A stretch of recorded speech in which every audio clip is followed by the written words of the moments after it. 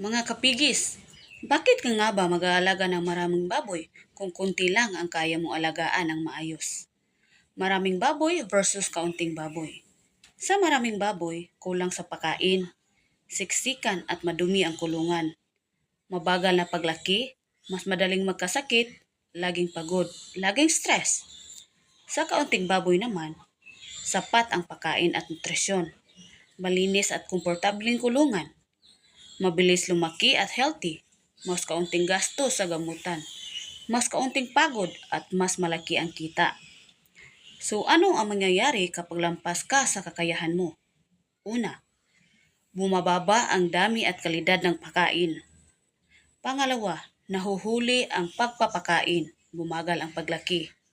Pangatlo, maintenance ratio na lang pinapakain para mabuhay lang.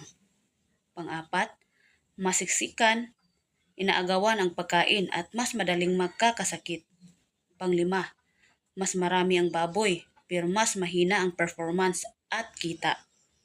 Hindi lang ang baboy ang apektado, ikaw din.